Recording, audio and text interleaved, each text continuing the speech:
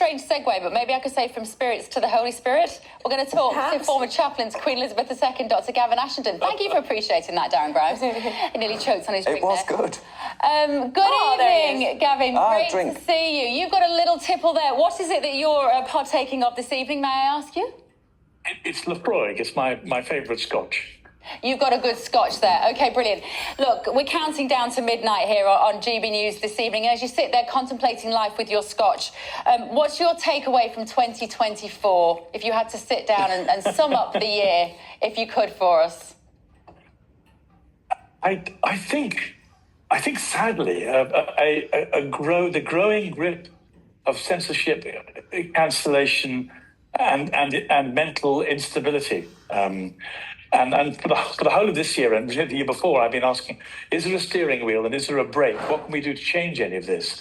And on the whole, without GB News and Elon Musk, I think we'd be in a really terrible place. But thank goodness for GB News. Thank goodness for X and Elon Musk, because these are the places where we can at least confront the insanity and the stranglehold on freedom of speech and freedom of views. So as this year comes to an end, it's really to pick up the gauntlet and the struggle, so to really save our civilization. Gavin, that it's Elon Musk, don't we? No, Gavin Ashenden, it is Elon. No, hang on a minute. I enjoyed his rendition. What did I call it? That went. Elton, Gavin, Elton. Oh, I'm so sorry. Put it down to the Lefroy. I started earlier than you. Because Patrick I knew just I said... shouldn't have started drinking. Well, because he is the Rocket Man, of course. Very good, Patrick. Very good. That is good. Thank you so much. That is, this is why we're paying you the big obviously bucks. what I had in my mind, yes. Freedom Gavin, of speech, so... if only we could think of something sensible to say. It's so interesting hearing you say that is your take-out from 2024, that the censorship that we're living under and the lack of free speech. Did you always feel like that? Or is that something that you've become alert to more recently? I can put it in as briefly as I can. I used to run Bibles in the Soviet Union in the 1980s, and I got arrested by the KGB and interviewed, and I discovered a great deal about totalitarian society. And right about the year 2000, I had this sense it was coming back again.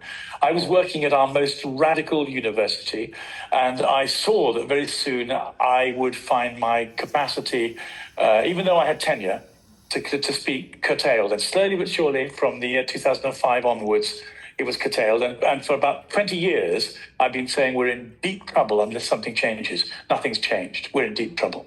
Gosh, that's fascinating, isn't it? And so because the influence of universities is significant. And I think we underestimate it, actually, not only here, but also in America, and the way in which they are feeding this idea that there is one way to think and there is one factual narrative to follow.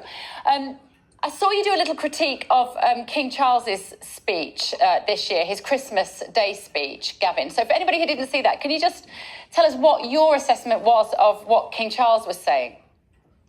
Yes, I thought one of the most important events of this year was the Stockport riots. And leaving aside what we know and what we don't know, it was the scale of the government lying to us about what had gone on. In Southport. And also in South. Sorry, I have been drinking much too much. Southport. That's okay. And it was the scale of the government lying and the cover-up and the punishment of the people who had legitimate anxieties. And I thought that if you like, was the hinge of the year for me. So when King Charles said he said about 4 or 5 things, but the 2 things he said that alarmed me enormously was that he came down very hard in his speech against the people who'd gone onto the streets to demonstrate their anxieties. And he used the word diversity. Now, in the last 10 years, you can have used the word diversity a number of times, and it's meant no more than the kind of normal garble speak. But for him to use the word diversity at that moment, in that speech, at that time, this year, was a signal that the speech was intended by the state to shore up the status quo as we'd experienced it this year. And I thought that was just extraordinarily alarming. Well, we are going to be looking out for all of those sorts of signposts this year in 2025. Gavin, we wish you a very happy new year and all the best for 2025. Dr. Gavin Ashenden. Thanks, there. Gavin. Thank you so much for joining us. Happy New Year. Cheers. Happy New Year. Happy New Year.